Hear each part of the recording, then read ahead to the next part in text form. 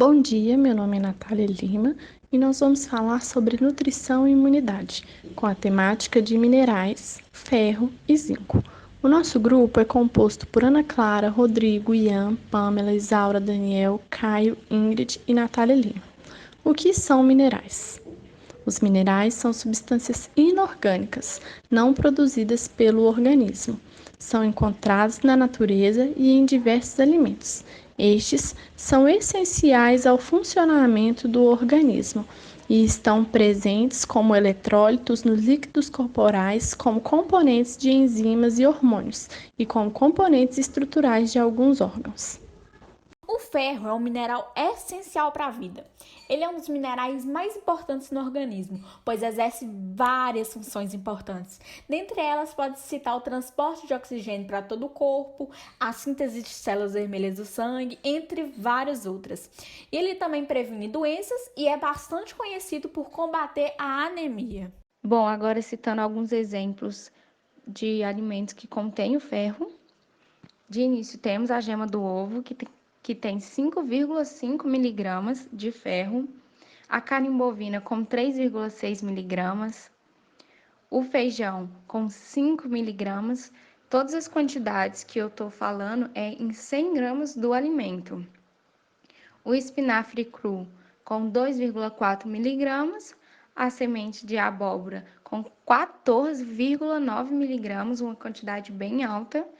Porém, para ter 100 gramas, teria que ter bastante quantidade do alimento também, né? E por último, o cacau em pó, que contém 5,8 miligramas. Deficiência de ferro no organismo.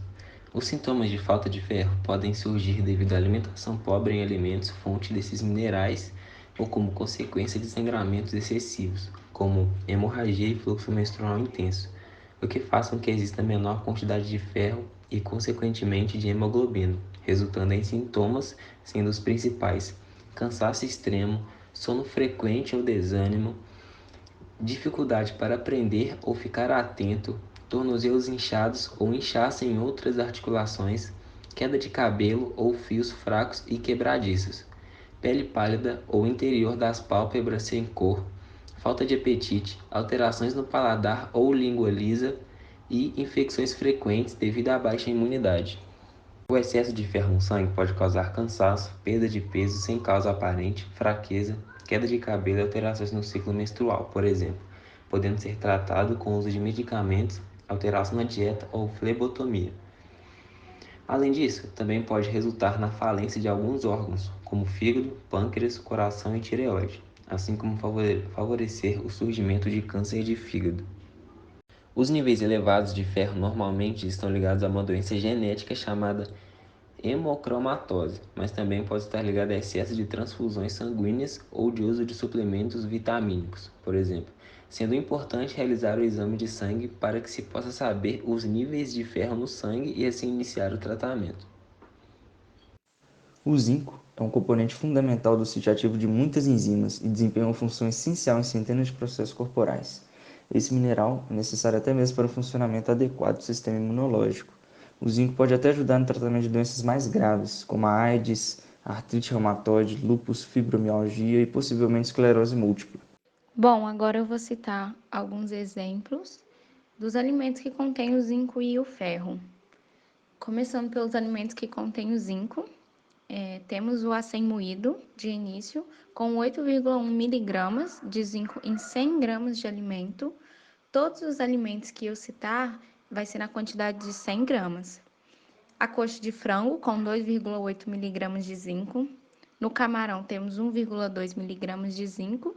Castanha de caju, com 1,14 miligramas. E o shiitake, eu não sei se a pronúncia está certa, caso esteja errado, me desculpe, mas é uma espécie de cogumelo e contém 7,8 miligramas de zinco. É uma quantidade que chega bem próximo do A100. O zinco exerce efeitos benéficos sobre vários hormônios, auxilia os sentidos do paladar e do olfato, aumenta a fertilidade tanto nas mulheres quanto nos homens, estimula a cicatrização de feridas e irritações cutâneas, sendo útil para acne, queimaduras e entre outras. O zinco ajuda na proteção contra resfriados, gripes, conjuntivite e outras infecções e promove a saúde dos cabelos e do couro cabeludo. Alguns sintomas, como demora na cicatrização das feridas, unhas fracas, frágeis e esbranquiçadas, cabelos secos e quebradiços, queda de cabelo, alterações no paladar, podem indicar uma deficiência de zinco no seu organismo. Mas a única forma de você ter certeza disso é fazendo um exame de sangue ou de urina para quantificar a quantidade deste mineral. Os valores de referência do zinco no sangue são de 70 a 120 microgramas por decalitro e até 900 microgramas por grama na urina. Além de uma alimentação pobre em zinco, a carência deste mineral é mais frequente em pessoas que fazem sessões de hemodiálise ou que têm um caso de diarreia grave ou persistente. Alguns medicamentos também podem levar a essa carência e incluem antihipertensivos, diuréticos, tiazídicos, omeprazol e bicarbonato de sódio, por exemplo. Então é fundamental seguir as recomendações do seu médico, além de evitar a automedicação. E caso necessário automedicar-se, é preciso respeitar as quantidades descritas na bula. Assim como a carência é maléfica, o excesso de zinco também pode ser prejudicial à saúde, podendo causar sintomas como fadiga, febre e dores no estômago. Algumas situações que podem levar a este aumento são a suplementação excessiva de zinco e em caso de doenças como insuficiência cardíaca crônica, osteossarcoma ou aterosclerose, por exemplo. O nosso organismo não produz zinco, sendo assim é preciso fontes externas para o seu suprimento. Bom dia, professora. Hoje eu vou falar sobre as alterações que o ferro causa nos componentes da resposta imune. Primeiro eu vou falar das proteínas do ferro envolvidas ali na homeostase e que possuem relação direta com a função imunológica. São elas a lactoferrina, que são queladores de ferros fracos. É um bacteriano antiviral, que tem efeito imunorregulador nas atividades das células TH1 e TH2. Transferrina, que é um transportador de ferro, presente em monócitos, macrófagos, linfócitos T e necessários para a diferenciação precoce das células T. Tem um receptor de transferrina 1, que é responsável pela absorção de ferro celular e captação de ferro por linfócitos ativados e necessária para a síntese de DNA, além da divisão celular de linfócitos T. A ferritina, que é responsável pelo armazenamento de ferro, sintetizado por macrófagos e linfócitos T. NRAMP1, que é responsável pela transferência de ferro dos fagolisossomos, é responsável também pela resistência à infecção com patógenos intracelulares.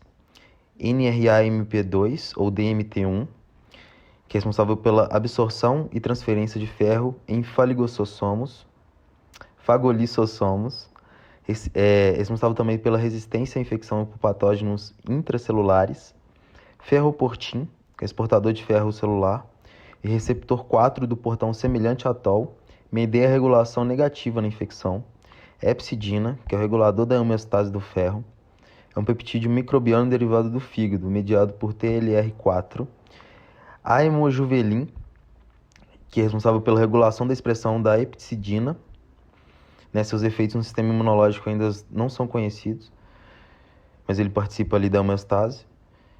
Tem o L1 e L6, envolvidos na privação de ferro durante a infecção e inflamação, através da indução ali da epsidina e regulação negativa da ferroportina. Ele é secretado por macrófagos durante a infecção e inflamação. E hemioxigenase 1, necessário para a utilização de ferro em mamíferos. Tem relações CD4 e CD8 alteradas ali. CD4 e CD8 são linfócitos T. As alterações do conteúdo do ferro intrafagossômico são muito importantes no crescimento da destruição bacteriana, porque o NRAMP1 ali, um transportador de íons metálicos de valentes fagossômicos, ele transporta o ferro e também o manganês, provavelmente para fora ali do compartimento fagossomal, para o citosol. Com isso, ele inibe o crescimento de patógenos intrafagossômicos. Tem os macrófagos com deficiência de ferro também. Eles têm menor suscetibilidade à infecção bacteriana. Ela está associada a um aumento menor induzido por LPS. LPS é uma endotoxina bacteriana, do fator de necrose tumoral alfa, TNF-alfa, e L6. Também a normalidade ali na resposta de TRL4, que são proteínas adaptadoras TRAM e TRF. Nesse caso, os níveis de epsidina não aumentam apesar da alta carga de ferro no fígado. E também tem macrófagos com sobrecarga de ferro. Eles possuem maior sensibilidade a infecção. Os níveis deles ali de hepcidina estão elevados, né, na talassemia, que é a sobrecarga, aumentando os níveis de ferro nos macrófagos. Agora eu vou falar um pouco da microglia, que são macrófagos do sistema nervoso central e são células consideradas efetoras e imunocompetentes residentes ali na imunidade inata do cérebro. É meio desconhecido ainda, mas é interessante e curioso. O controle da homeostase do ferro na micróglia permanece indefinido. É interessante notar que os depósitos de micróglia e de ferro eles se acumulam ali no local ali, né, infecção ou dano, em muitas doenças neurodegenerativas, como Alzheimer e Parkinson. E não se sabe ainda se esses acúmulos são a causa ou efeito das doenças. Em relação ao zinco no sistema imune e os seus mecanismos de atuação, a gente tem que esse mineral ele é um importante agente anti-inflamatório por inibir a ativação de um fator nuclear chamado NF-κB. Essa inibição acontece por o zinco estimular a produção de uma proteína chamada A20, que então inibe a ativação desse fator nuclear, NF-κB, que se ele estiver ativado, vai induzir a secreção de citocinas pró-inflamatórias, levando à inflamação. Mas o zinco, através da proteína A20, inibe essa ativação. Outro mecanismo é que o zinco tem um papel regulatório negativo sobre a produção de espécies reativas de oxigênio, e essas espécies reativas de oxigênio, quando estão aumentadas, também ativam o NF-κB. Então, o zinco tem esses dois mecanismos que inibem a inflamação. O zinco ele possui uma influência maior nos linfócitos T, principalmente os linfócitos T helper. Então, o zinco, em concentrações normais no organismo, ele aumenta a concentração de interferon gama. Essa citocina é a principal citocina que diferencia LT helper para LT helper 1. Esse LT helper 1 também secreta a interferon gama. E esse interferon gama tem um importante papel na defesa antiviral e também imunorregulatória. Outras citocinas secretadas por esse LT helper 1, como a interleucina 12, essa interleucina 12 ela tem um importante papel na ativação de células NK. E as células NK, a gente sabe que vão destruir células danosas, células infectadas e células tumorais. O zinco também tem um importante papel nas células, nos linfócitos T helper 2, que vão estimular a produção de anticorpos pelas células B. O zinco também tem uma importante função no timo, que é o órgão linfóide que matura os linfócitos T, por o zinco ser um cofator de um hormônio produzido pelo timo chamado timolina.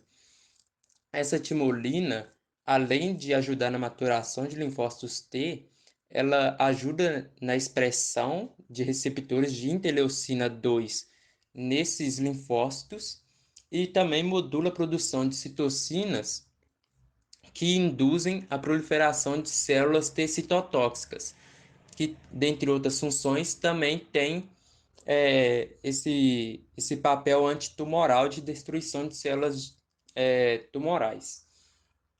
Além disso, o zinco tem uma importante função na integridade, tanto morfológica quanto fisiológica, do timo.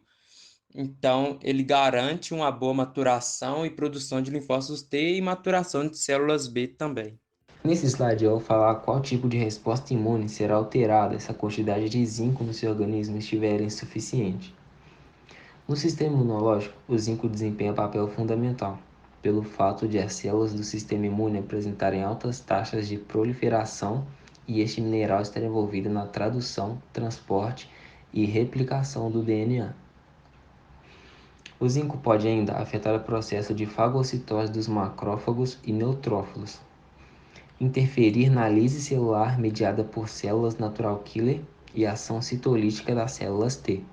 A influência direta do zinco do sistema imune acontece devido a este elemento estimular a atividade de enzimas envolvidas no processo de mitose, como a DNA e a RNA polimerase, timidina quinase, desoxiribonucleotidol terminal transferase e ornitina descarboxilase. A deficiência de zinco está relacionada com a atrofia do timo, assim como de outros órgãos linfóides e a linfocitopenia em animais e em humanos. Evidências experimentais demonstram diminuição na razão CD4-CD8 durante a deficiência de zinco, além da diminuição de precursores de linfócitos T citotóxicos. O zinco funciona como se fosse um modulador da resposta imune por meio da sua disponibilidade, que é controlado por vários transportadores e reguladores. Quando esse mecanismo é perturbado e a disponibilidade de zinco é reduzida, ocorrem alterações na sobrevivência, proliferação e diferenciação das células de diferentes órgãos e sistemas, em particular das células do sistema imunológico, que é responsável pelas defesas do nosso corpo. O zinco presente em nosso organismo possui um pool plasmático considerado pequeno e uma rotação rápida, ou seja, a quantidade de zinco circulante não possui amplas reservas, pois o armazenamento desse mineral em nosso corpo não é muito grande. Sendo assim, o consumo diário de zinco é recomendado a fim de manter quantidades circulantes capazes de suportar todas as funções para as quais esse importantíssimo nutriente é requerido. Agora eu vou falar sobre qual tipo de resposta imune será alterada se a quantidade de ferro no seu organismo estiver insuficiente. Vários estudos têm associado a deficiência de ferro a defeitos tanto na resposta imune adaptativa quanto na resposta imune inata do organismo, acarretando alterações significativas nas funções protetoras do organismo. No estudo de revisão desenvolvido por Hauges e Kelly, os defeitos na resposta imune adaptativa incluem a redução da proliferação, diferenciação e do número de células T, bem como a redução da produção de citocinas por essas células. Já os defeitos na resposta imune inata incluem a redução da capacidade fagocitária dos neutrófilos, provavelmente devido à baixa atividade de mieloperoxidase e falhas nas atividades das células natural killers.